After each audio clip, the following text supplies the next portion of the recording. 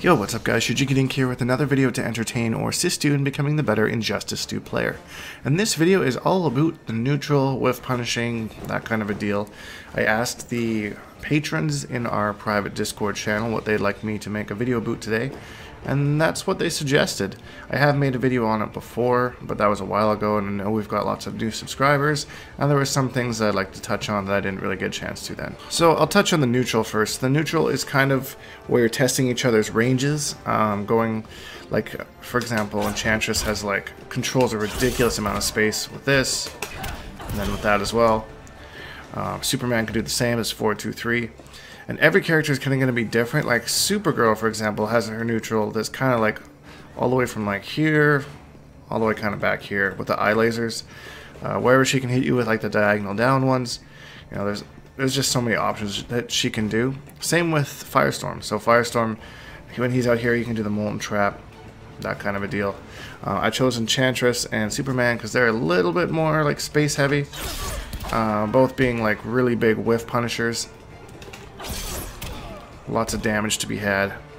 So the neutral is really about playing as safe within whatever the strength of your range is as you can, and taking the risks when necessary, basically. Like a really strong neutral, you'll advance with something like this. It's, you know, fairly safe. So there's not really a whole lot of risk to it, and then you can try and you know, hit confirm into a combo, something like that. So you're kind of really playing around in this area, trying to make them make a mistake. So we're going to set Superman here to... He's just going to do 4-2-3. And we're just waiting him out. Now you see the space that I'm in, where both hits going to miss. I react to it, and I hit him with the...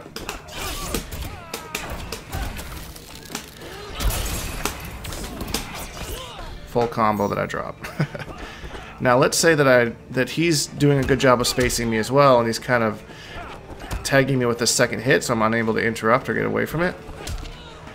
This is when I have to meet it. Use the meter burn back 3 to eat that second hit, and then you get a damage boost as well because you used the meter burn back 3. This is something that I like to do quite a bit.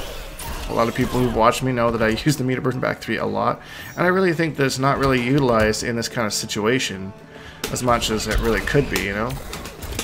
A lot of characters have a really good reach on meter burn back 3. You can do the same thing with meter burn 4-3 as well. And get that damage boost. So just understanding the space that he wants to be in, like that string for Superman, there's not a whole lot of risk for him just to throw it out unless you outspace him. So that's where you kind of have to make it risky for him. See, that was a bad idea. That's an example of what not to do.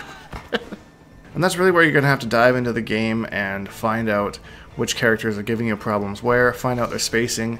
And that's another thing that makes like bad matchups. Like someone was asking the other day what makes a bad matchup and that kind of thing. And basically it's shutting down the strengths of another character. So because Injustice is such a neutral heavy game, that's why characters like Raiden, who don't really have a whole lot of neutral presence, tend to kind of struggle because everyone kind of outspaces them very easily. So making most matchups kind of bad for him, unfortunately.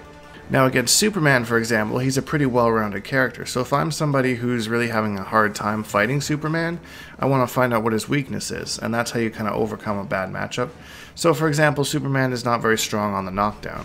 So finding a situation where you might be able to knock him down in a corner, somehow maybe leading him to the corner or letting him zone himself into a corner, and then taking advantage of him there, that might be a good strategy to counter a bad matchup. Now walk speed is also something that's not utilized a whole lot in the neutral. A lot of characters like Catwoman, for example, you'll see them walking a lot or dashing. Most characters you can tell have a dash that's better one way than the other. Enchantress, for example, her forward dash is a lot better. Makes canceling that quite dangerous. But her back dash isn't very good. Mind you, most of the time she doesn't really want to be full screen anyways, so...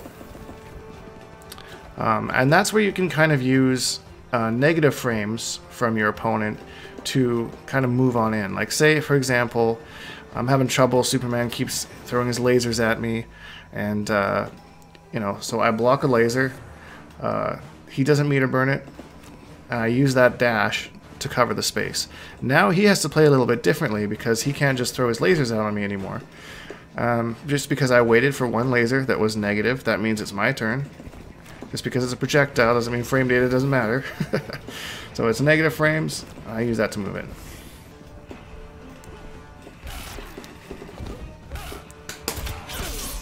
There you go, see? I waited for the eye lasers.